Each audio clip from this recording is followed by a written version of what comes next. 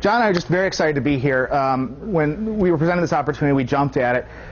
We love going out into the community. We spend a lot of time on the St. Cloud State community talking about a variety of issues, working with students, but we always welcome the opportunity to get outside the campus and talk to people, so this was just a great opportunity, so thank you for hosting us. I have 10 minutes to speak. Try asking professors to speak for 10 minutes. We're going to see what we can do. Why do we want to look at humor?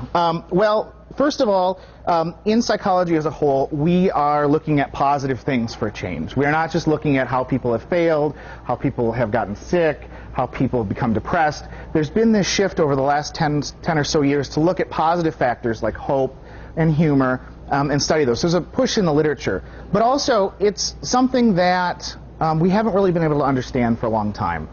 Sigmund Freud, who can be a critic, did a lot of things wrong, but mentioned humor early on and said, this is what's really important. This is a great way for people to deal with stress and to interact with other people, and it really is. So let me just kind of take you through a few things. Humor is very important for maintaining and establishing social bonds. So I'm assuming that all of you in your workplaces or who you work with, there are interpersonal connections. I mean, we don't, have offices by ourselves. So that's obviously the first reason why humor would be important. And humor is kind of contagious. That is, if you're around someone that's using positive humor, and we'll talk a little bit about sort of the good and the bad of humor, it's contagious. So that means if someone's being funny around you, it's more likely to have you have a positive mood as well. Again, in your workplace, I'm hoping we all want positive moods, so it makes sense that we would want to talk from a humor perspective as well. If we're around funny people, we tend to close the gap. We tend to get closer, we tend to interact more if that person's humorous, which in a business perspective, if you're trying to sell, if you're trying to make relationships, if you're trying to convince someone something, that's going to help you. So some researchers devised that there were 4 different types of humor. Okay, 2 positive and 2 negatives. We'll go over the 2 negatives really quickly, and as I'm talking about these things, think about that person, whether it be on TV or in your office or someone you dated years ago, that might have employed these humor styles. So the first type is aggressive humor. Okay, and aggressive humor is maladaptive, obviously, and it really is about bolstering the self at the expense of others. Self-defeating humor is kind of, I'm putting myself down to win over you. Okay, and it's really, I'm going to be the class clown, and you can think of children, again, that's a humor style some children have, some adults, we also have that, and you can see people doing that.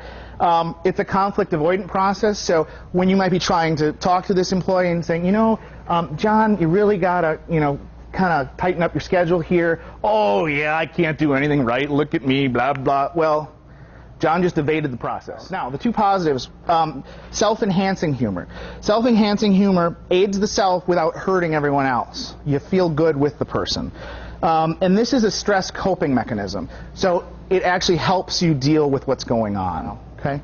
Self-enhancing humor serves as a shield for depression. If you employ self-enhancing humor over time, you're less likely to suffer from depression or just negative emotions overall. And people who employ self-enhancing humor over time show good psychological health, high self-esteem, and readiness to engage in new activities and new environments. Affiliative humor is the one I think that's probably most interesting. This is the humor style that fosters interpersonal relationships without being hostile. So this is the type of person, you can kind of imagine that person, you like being around them. They're funny, they make you laugh, they make situations more fun to be in, and it's about easing the tension. So when you're going to that big board meeting and you're worried because you're going to get torn apart, that's the guy that kind of makes you all go, oh, okay, it's not going to be that bad, that was funny. That's the kind of person you want to be around. Yeah, I mean, I think the nice thing about, it's really hard to feel bad when you laugh. They don't coexist well together.